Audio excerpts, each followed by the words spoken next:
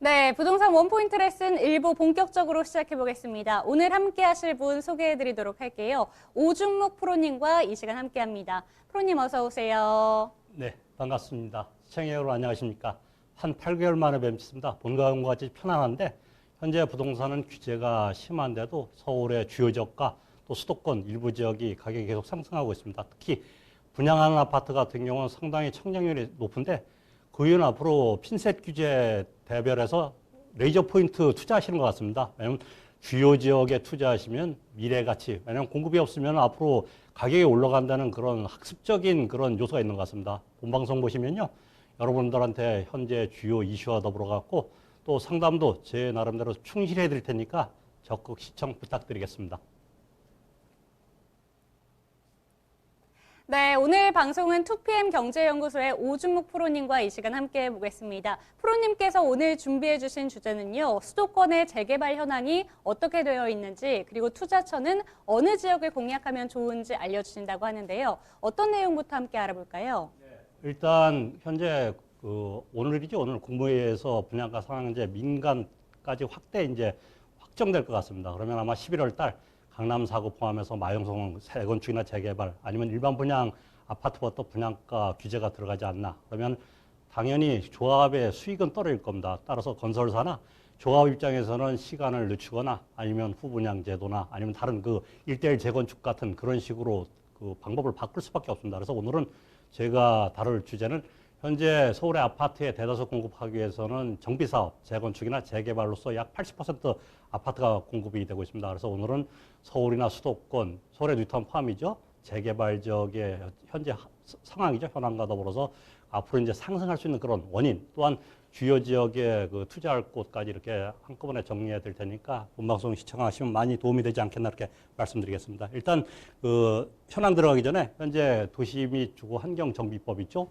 2003년도에 이렇게 제정됐습니다. 그래서 일단은 6가지 꼭지가 있었습니다. 주거환경 개선 사업 포함해서 가로주택 정비 사업까지 6가지 있었는데 여러 가지 법이 그 분할이 되다 보니까 그 주체가 많이 흔들렸습니다. 흔들리다 보니까 제대로 시행이 안 되거나 아니면 우리가 원하는 대단지 또 여러 가지 그 입지에 따라서 개발이 되고 또 거기에 기간시설이 이렇게 돼야 되는데 그런 부분이 부족한 부분이 있었습니다. 그래서 일종의 뉴타운법이라죠. 2006년 7월 달에 재정비 촉진법 특별법이 생겨갖고 그거는 이제 각 지자체 단체장에서 많이 이렇게 그 개발을 특히 뉴타운을 경기도나 아니면 대도시 또 서울 같은 경우 지자체 어떤 그 단체장 업적으로 이렇게 많이 했었는데 일단 국토부 장관께서 여러 가지 일대 인허가 문제부터 또 확정적인 안을 그 제어할 수 있는 서울에 아니라 여러 가지 그 지방 도시까지 합쳐서 상업 업무 지역까지 확장시킨 게 재정비 촉진 사업법이라고 하고요. 작년 2월부터는 여러 가지 6가지 꼭지 있던 사업을 크게 4가지로 이렇게 합쳤습니다. 일단 주거환경 개선 사업이나 주거환경 관리 사업은 주거환경 개선 사업이라 말씀드렸고 일단 대단지 아파트 공급하는 것보다 일단 주변 시설을 도로나 아니면은 업무시설 또한 여러 가지 마을 가꾸기 사업의 일환이라 이렇게 생각하고 최근에 이제 도시 재생 사업하고 좀 비슷하던 개념이라고 보시면 되겠고요. 주택 재개발 사업하고 도시 환경 정비 사업을 재개발 사업으로 묶었고 재건축 사업 같은 경우는 이제 재건축 사업 그리고 가로주택 정비 사업 같은 경우는 그 일단 2012년도에 법이 제정됐었는데 최근에 이제 빈지법에 의해서 1만 제곱미터 이하 같은 경우는 가로주택 정비 사업이나 아니면 소규모 재건축 사업으로 일단 재건축을 하기 어려운 곳 또한 길이 양호하게 뚫린 곳 같은 경우는 가로주택 정비 사업으로 이렇게 규정이 됐다. 일단 그 여러 가지 도시 정비 사업 유형 중에 재정비 촉진 사업이나 일단 뉴타운하고는 비슷하던 어떤 개념을 이렇게 갖고 이렇게 투자하시는 게 좋지 않나 이렇게 말씀드리고요. 현황에 대해서 말씀드리겠습니다. 일단 수도권, 서울의 뉴타운 포함입니다.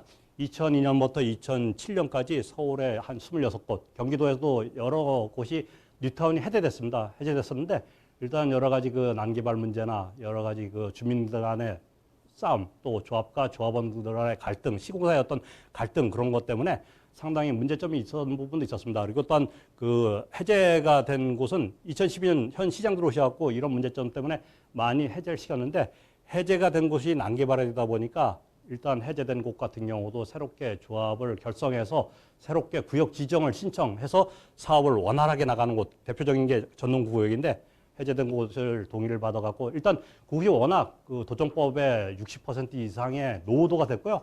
주민의 어떤 참여율이 높다 보니까 새로 구역 지정을 받기 위해서 재추진하는 곳이 많다. 그만큼 서울의 새 아파트, 대단지 아파트 자체에 매력이 있기 때문에 그렇지 않나 이렇게 말씀드리겠고, 또 2014년 이전에 이제 그 해제됐던 이유가 구역에 분란이 일어났습니다. 구역에 분란이 일어난 이유는 사업성, 결국 재건축 재개발은 사업성이 있으면 당연히 조합이나 조합원들이 상당히 추진력이 발동돼서 원활히 진행이 되겠죠. 그러나 이런 부분 때문에 2014년 이전 서울의 부동산 경기 상당히 안 좋았지 않습니까? 금융위기 이후로 상당히 2013년까지 가격이 내려가다 보니까 또한 중대형 공급이 많았기 때문에 은평 뉴타운 같은 경우 미분양이 많이 되고 그랬습니다. 그래서 뉴타운 투자시다가 상당히 추가 분담금도 많이 늘어나고 후회하신 분들도 많았는데 일단 14년 이후로 서울 가격이 아파트 가격이 올라가다 보니까 다시 이제 재추진했고요. 현 시장께서는 이제 2012년부터 서울의 뉴타운 절반 이상이 지금 해제됐습니다. 그래서 살아남은 곳 같은 경우가 옥석이 많이 가려졌겠죠. 신길이나 흑석 같은 경우도 예전에 언덕배기에 주택이 오래된 집들이 많이 있다 보니까 가령 저곳이 그렇게 개발이 되겠냐 이렇게 생각들 많이 했었습니다. 그러나 2013년, 14년 이후에 이렇게 분양했던 곳이 현재 한 최하 조합원 분양가 대비 한 3배 가까이 이렇게 올라간 것도 많았고요. 일반 분양가 대비 2배 이상 가격이 올라가기 때문에 다시 재추진하고 싶은 그런 의사가 많은 것으로 보시면 되고요. 또한 서울시나 국토부는 앞으로도 계속 그 대단지 그 아파트 조성을 어느 정도 제어하는 쪽으로 이렇게 정책을 쓸 것 같습니다. 따라서 2010년 3월까지 3월 2일까지 조합 설립 인가 신청을 안 한 곳 30곳 정도가 일몰제로 이렇게 해제가 될 그런 위험성이 있습니다. 그래서 이런 곳 투자하신 분들은 상당히 많이 알아보시고 보수적으로 이렇게 투자하시는 게 좋은데 일단 살아남은 곳, 지금 현재 원활히 사업이 진행된 곳 같은 경우는 앞으로 가치가, 미래 가치가 상당히 있지 않나 이렇게 말씀드리겠습니다.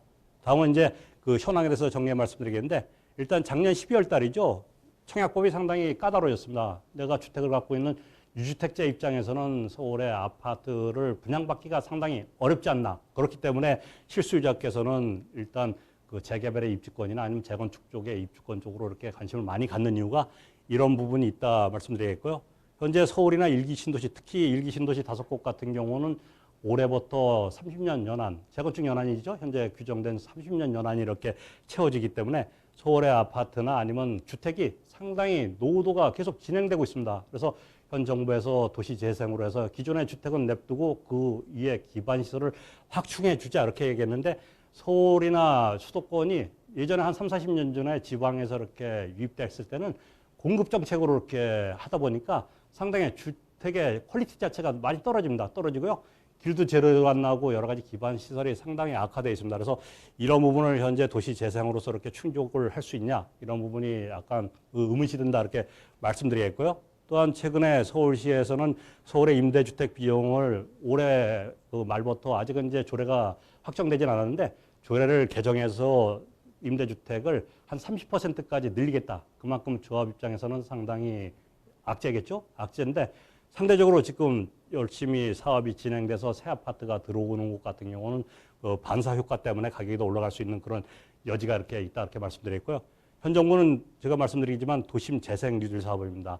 전면적으로 철거해서 일단 새 아파트 짓는 부분은 지양할 것 같습니다. 지양입니다. 일단 많이 억제할 것이다. 그 이유는 그건 원주민들이 많이 그 재개발, 재건축 때문에 피해를 봤다. 이렇게 생각하시는 것 같습니다. 그래서 또 투자 세력이 아닌 투기 세력이 개입을 하다 보니까 주택 가격이 너무 많이 올랐다. 그런 부분 때문에 현 정부에서는 그 거주 지역의 주거 시설은 그대로 냅두고 도로나 아니면 여러 가지 문화시설을 이렇게 접목시키는 도심 재생 뉴딜 사업으로 이렇게 진행을 계속 할 거라 이렇게 말씀드리겠고요.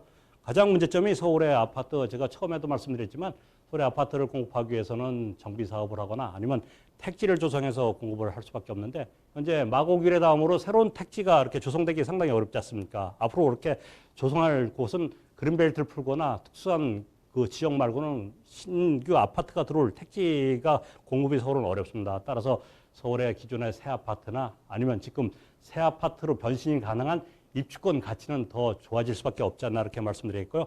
재개발 규제도 상당히 심합니다. 심하지만 특히 재건축 같은 경우는 역대급 규제라 제가 표현하는 이유가 이번에 분양가 상한제, 민간택지 조성까지 확대되는 부분도 있겠지만 재건축은 안전진단, 최근에 송파의 모 아파트 같은 경우도 거의 그 주민자체에서는 이번에 D등급 이하 받아갖고 재건축이 원활히 될 줄 알았는데 결국 C등급 받아갖고 재건축 사업이 상당히 딜레이가 될 겁니다. 또한 그 현재 초과이익 환수제라 그러죠.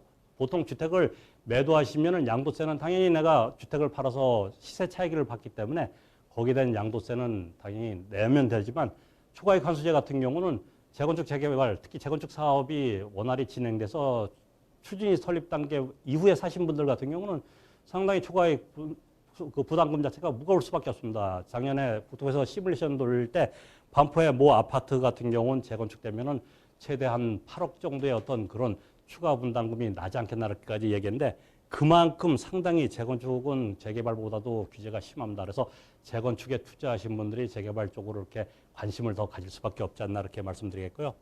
다음은 그 분양가 상한제가 말씀드렸지만 오늘 아마 국무회의에서 통과되면은 11월 달에 강남 4구 포함해서 많게는 마영송까지 확대해서 그간 주택 가격이 많이 올라간 곳이죠. 전에 8월 달에 발표났을 때 투기 과열지구로 이렇게 그 민간 확대, 분양가 상한제를 확대하겠다 이렇게 일단 틀을 만들어 놨습니다. 따라서 이번에 규제개혁위원회에서 그 단지를 아니면 구역이나 구를 이렇게 지정하면은 강남 4구 포함해서 마영송까지 확대 적용되면은 그만큼 미래 새 아파트 공급하는 곳이 줄어들 수밖에 없습니다. 조합원 입장에서는 당연히 수익이 발생되지 않고 일반 분양가 가격이 낮추면은 조합원의 추가 분담금이 늘어날 수밖에 없습니다. 건설사 입장에서도 그 조합원의 의지에 따라서 이렇게 건설을 해야 되는데 이런 문제 때문에 분양가 상한제가 확대되면은 당연히 공급이 줄어들 수밖에 없기 때문에 그 지금 현재 새 아파트나 미래 가치 있는 곳 같은 경우는 올라갈 수밖에 없지 않나 이렇게 말씀드리겠고요. 정부 구역은 계속 올해 같은 경우도 서울의 구역 지정이 한 건도 통과가 안 됐습니다. 그만큼 현 정부나 서울시에서는 대량으로 아파트를 짓는 곳 같은 경우는 자제이기 때문에 앞으로 상대적으로 새 아파트나 새 아파트 될 곳 같은 경우는 가치가 있지 않나 이렇게 말씀드렸고요. 또 건설사 입장에서는 재건축이나 지금 2기 신도시 같은 경우도 일반 분양은 거의 마무리 단계입니다. 3기 신도시 공급 때까지는 일단 먹거리 자체가 없기 때문에 재개발 사업장 쪽으로 많이 치우칩니다. 최근에 한남의 모 구역 같은 경우 우리나라 빅3가 다 총출동해서 수주를 받기 위해서 노력합니다. 건설사가 수주를 받기 위해서 노력하면 그만큼 조합이나 조합원들한테는 유리할 수밖에 없습니다. 조합원들한테 여러 가지 이주비 대책이나 아니면 그 평형에 대한 옵션 같은 경우를 풀옵션을 조합원들한테는 무상으로 이렇게 제공하는 경우가 많은데 또한 여러 가지 건설사에서 또 특화된 그런 그 설계까지 이렇게 제공하면 우리가 지금 생각하는 그런 아파트 개념이 아니고요. 지금 대단지 아파트 같은 경우는 계속 진화가 되고 있습니다. 따라서 미래 가치 있는 곳 같은 경우는 이런 이유 때문에 가격이 올라갈 수 있는 여지가 충분하다. 이렇게 말씀드리겠고요. 첫째, 아파트를 공급할 때 우리가 투자를 많이 하시는 이유가 예전에 분양가하고 현재 가격을 많이 생각하지 않습니까? 또 미래 가격도 생각하시는데 현재 흑석이나 신길 포함해서 전 뉴타운, 서울에서 어느 정도 외곽 지역에 있는 수색증산에 있는 뉴타운의 새 아파트 같은 경우도 조합원 입주권 대비 한 2.5배, 3배 정도 이렇게 가격이 한 수년 내에 이렇게 올라갔습니다. 그래서 일단은 새 아파트 가격이 올라가면은 이곳에 투자하시는 분들 같은 경우는 미래 가치가 있기 때문에 당연히 투자를 하지 않겠나 이렇게 말씀드리겠고요. 또한 그 신도시 주변 재개발 사업장까지 서울의 뉴타운 사업이 어느 정도 마무리가 되다 보니까 또 서울의 규제가 심합니다. 심하다 보니까 서울 주변에 있는 수도권 인접한 지역의 재개발 사업장까지도 투자들을 많이 하고 계신 이유가 미래 새 아파트 가치 또 서울에 인접성 있는 곳 같은 경우 또 개발이 이렇게 가시화된 곳 같은 경우는 가격 상승 여력이 있기 때문에 많이 관심을 갖는다 이렇게 말씀드리겠고요. 최근에 이제 GTX A 노선은 착공했고요. BC 노선 같은 경우도 예타가 통과됐습니다. 그래서 앞으로 이제 10년 내 교통혁명의 그야말로 혁명 아니겠습니까? 교통이 입지의 그 가격 형성에 상당히 차지하는 비율이 계속 우리는 잘 알고 있지 않습니까? 그래서 GTX 때문에 그간 운정이나 아니면 또 파주에 있는 여러 가지 아파트, 옥정에, 양주, 수원 이런 외곽에 있는 주거시설 같은 경우 미래 새 아파트 큰 단지 쪽에 재개발이나 재건축되는 곳 같은 경우는 GTX 개통과 더불어서 가격 상승이 가능하다 이렇게 생각들을 많이 하는 것 같습니다. 그래서 GTX 신설 사업장 현재 이제 그 구축 아파트 같은 경우는 GTX가 아무래도 준공 시점까지는 상당히 시간이 걸릴 것 같습니다. 구축 아파트는 올라가는 폭이 적을 것 같고요. 이제 신축 아파트가 될 수 있는 재건축 재개발 사업장 같은 경우는 상당히 미래 가치가 있을 수밖에 없다 이렇게 말씀드리겠습니다. 다음은 이제 저 나름대로 이제 개인적 생각이 많이 있는데 앞으로 재개발 사업자와 뉴타운 포함됩니다. 이런 이유 때문에 가격이 올라갈 수 있는 여지가 많이 있다. 이렇게 해서 제가 정리한 내용인데 현재 정비구역 아까 제가 현황 때도 말씀드리지만 절반 이상이 해제시켰습니다. 해제됐다는 거는 반면을 보십시오. 반면을 보시면은 새 아파트 공급하는 원천이 많이 그 희소 가치가 있기 때문에 새 아파트나 대단지 될 곳 같은 경우 재개발 사업장이나 재건축 사업장은 당연히 시간이 오래 걸립니다. 일단 구역 지정이나 안전 진단대도 보통 한 10년 이상 걸리는 사업장이지만 개발이 되고 또 현재 새 아파트 공급이 없으면 인허가나 착공이 안 되면 앞으로 3년 뒤, 5년 뒤 새 아파트 그만큼 공급이 줄 수밖에 없습니다. 입주 물량이 줄면은 앞으로 5년, 10년 뒤에 새 아파트가 원활히 진행되고 공급이 되는 곳 같은 경우는 가격이 올라갈 수밖에 없지 않나 이렇게 말씀드리겠고요. 또한 서울 택지 개발이 거의 불가 표현을 하는 이유가 서울시에서 18,000호 정도 유부지 이용해서 새 아파트를 공급하기 때문에 절대 또 3기 신도시가 서울 주변에 반경 5km 안에 이렇게 포진하기 때문에 절대 서울의 아파트를 그 공급량은 1년 수준을 유지하고 있다 이렇게 말씀을 하고 있지만 물리적으로 우리가 생각하는 곳은 대단지 또 여러 가지 서울의 안에 있는 직주 근접의 아파트를 이렇게 투자해서 상승력이 상당히 많았던 걸 보고 왔지 않습니까? 따라서 유부지에 공급하는 아파트 같은 경우는 일단 그 임대사업 그 아파트가 많이 있을 거고요. 아니면 청년주택이나 행복주택 같이 영세민들이나 아니면 청년 세대의 어떤 주거난을 해소하기엔 그런 공급체일 수밖에 없습니다. 그래서 우리가 원하는 대단지 새 아파트 부분이 아니기 때문에 일단 서울의 택지 개발을 할 수 없으면은 재건축, 재개발 쪽에 새 아파트 가격 자체가 앞으로 미래 가치가 상당히 더 있을 수밖에 없다. 이렇게 말씀드리겠고요. 또한 재건축 규제 제가 현황 때도 말씀드리지만 마찬가지로 이런 이유 때문에 올라갈 수밖에 없지 않나. 재건축 규제는 재개발 규제보다 상당히 심합니다. 심하기 때문에 재건축 규제를 하면 결국은 재개발 쪽에 입주권 쪽으로 관심이 많이 가질 수밖에 없다. 이제 부정적으로 생각하시는 분들 같은 경우는 재건축 용적률이 한 200% 이상 되면 재건축 실익이 없지 않냐. 또한 그 분양 물량보다 주민의 조합 수가 많다 보면 재개발도 사업성이 없다. 이렇게 그 말씀은 맞습니다. 맞는데 아현 2구역 관리처분 인가가 한 3년 전에 났죠. 그거 같은 경우도 분양 세대는 한 1,400세대 중에 약 한 50세대가 채 안 됩니다. 그러나 주변에 여러 가지 개발이 되고 전체적인 아현 뉴타운이 조성이 완료되다 보니까 조합원 분양가 대비 지금 한 2.5배 이상이 이렇게 또 프리미엄 같은 경우도 4억 이상 이렇게 프리미엄이 형성돼 있습니다. 그래서 재건축 규제를 하거나 아니면 여러 가지 그 재개발 쪽에 사업성이 떨어지더라도 서울에 새 아파트 공급이 없고 또 서울에 여러 가지 개발이 지금 가시화됐습니다. 개발이 돼서 그게 완료가 되면은 그 주변에 있는 대단지 수도권도 마찬가지입니다. 그쪽에 재개발 사업장 같은 경우 단지가 큰 곳 같은 경우는 앞으로 미래 가치가 있을 수밖에 없지 않나 이렇게 말씀드리겠고 재개발이나 뉴타운 사업장을 이렇게 자세히 보시면은 대개 보면 대학 근처나 아니면 업무 시설 인접해 있는 곳가 있습니다. 도심지가 워낙 주변이 난개발이 되다 보니까 상당히 열악한 주거 환경이어서 그렇죠.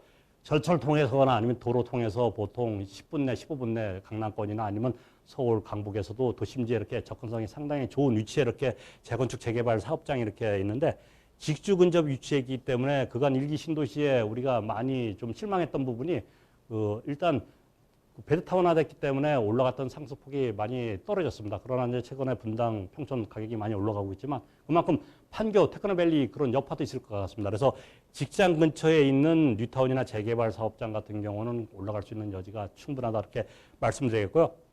현 정부 도시재생 뉴딜 사업 상당히 좋은 방향입니다. 일단 왜냐하면 오래된 곳 같은 경우 전면 해제보다도 좋은 점도 있겠지만 일단 그곳에 시간이 오래 걸리거나 길이 어느 정도 이렇게 정비된 그런 노후화된 곳 같은 경우는 도로를 정비해주고 여러 가지 문화시설이나 아니면 마을회관이나 공원 같은 그런 기반시를 이렇게 확충해 주는 곳이 상당히 좋습니다. 그러나 상대적으로 우리가 원하는 부분과는 투자해서 가격이 올라가는 곳은 대단지 새 아파트 가격이 많이 올라갔지 않습니까? 구축 올라가는 거는 상당히 가격 그 상승폭이 작았습니다. 따라서 이런 요인 때문에 뉴타운 주변 재개발 지역 대단지 사업장 주변에 일단 그 낙후된 곳이 문화가 있거나 아니면 카페촌이 되거나 여러 가지 이전보다는 환경이 좋아지면은 그 옆에 있는 근거리에 있는 뉴타운이나 재개발 사업장의 가격이 올라갈 수밖에 없지 않나 이렇게 말씀드리고요.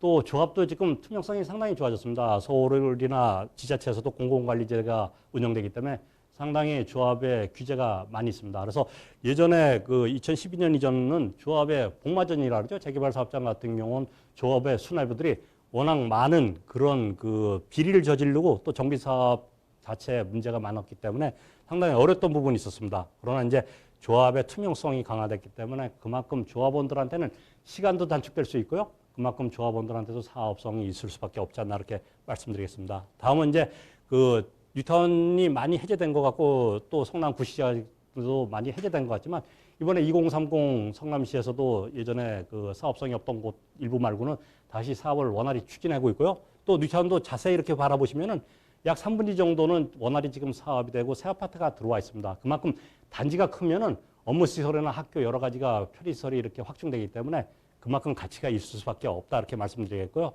현재 일반 분양보다 조합원은 상당히 좋은 조건을 제시할 수밖에 없습니다. 왜냐하면 현물 축제인 거 아닙니까? 장시간 동안 내가 오래된 집을 그만큼 개발이 안 된 곳에 상당히 기간을 오래됐기 때문에 일단 조합원들한테는 여러 가지 좋은 조건 또 도정법이나 여러 가지 법에 이렇게 근거가 있습니다. 그래서 일반 분양보다 로얄층 걸릴 확률도 좋고요. 여러 가지 또 혜택이 많기 때문에 일단 입주권 자체가 일반 분양가하고 이렇게 산술 평균으로 이렇게 가격을 비등하게 보시면 안 되고요. 일단 조합원 자체 입주권이 좋을 수밖에 없다 이렇게 보시면 되고요.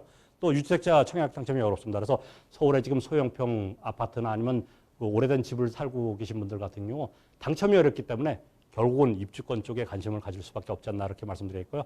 서울은 지금 개발이 어마어마하게 가시화됐습니다. 삼성동 지하 문제도 있죠. 또 여러 가지 용산국제업무지구가 방점을 찍겠죠. 약 30조 이상의 개발이 이렇게 그 자금이 들어가면은 서울 전체 어떤 그런 파급력이 클 겁니다. 앞으로 한 10년, 20년 계속 그런 개발적 호재 때문에 개발 호재가 가시화된 곳에 근처에 있는 뉴타운이나 재개발 사업장 가격은 올라서 갈 수밖에 없다 이렇게 말씀드리겠고 또한 당연히 사업성이 극대화될 수밖에 없습니다. 왜냐하면 새 아파트 공급이 없으면은 단지가 큰 곳, 수도권이나 서울의 뉴타운 수도권 재개발 사업장은 미래 가치가 있을 수밖에 없기 때문에 가격 상승 요소가 아무래도 구축 아파트보다는 더 올라갈 수 있는 그런 여지가 충분하다. 그리고 재형사 건설사 수주 경쟁은 제가 조금 전에도 말씀드리지만 그만큼 조합원들한테 유리한 조건을 제시할 수밖에 없지 않나 이렇게 말씀드리겠고요.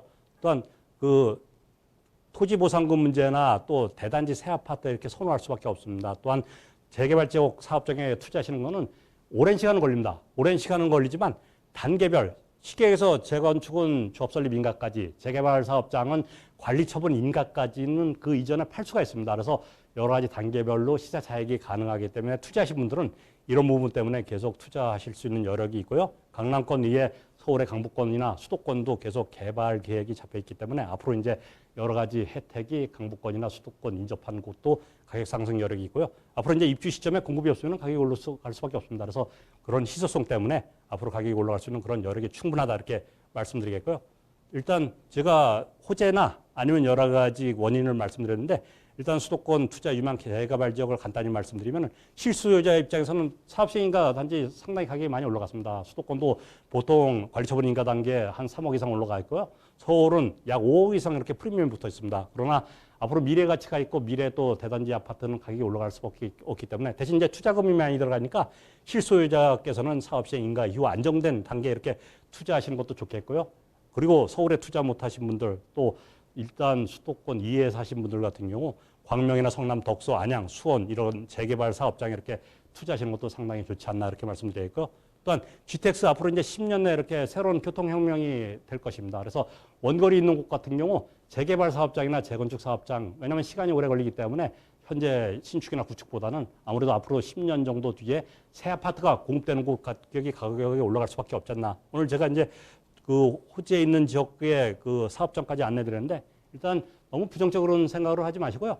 지금 공급이 없으면은 미래 가치의 새 아파트 가격은 올라갈 수밖에 없지 않나 이렇게 생각합니다. 그래서 그런 곳에 방송도 보시고요. 아니면 전문가 상담하셔갖고요. 또 일단 본인이 공부를 많이 하셔야 될 겁니다. 공부를 많이 하셔갖고 어느 정도 노하우가 쌓이시면 적극적으로 이렇게 투자하시는 것도 괜찮지 않나 이렇게 정리해 말씀드리겠습니다. 네, 부동산 투자를 원하시는 분들 중에서 재개발에 정말 관심 많으신 분들도 정말 많으신데요. 오준목 프로님과 함께 수도권의 재개발 현황과 함께 투자처까지 꼼꼼하게 짚어봤고요. 재개발의 메리트는 어떤 것들이 있는지도 아주 디테일하게 알아봤습니다. 방송에서 전해드리는 내용은 전문가님의 개인적인 의견이라는 점 꼭 기억해 주시고요. 궁금하신 점이 추가적으로 생기신다면 저희 상담 창구로 다시 한번 연락 주시기 바랍니다. 서울 전화 02-2128-8505번으로 전화 상담, 문자 상담 주시기 바랍니다.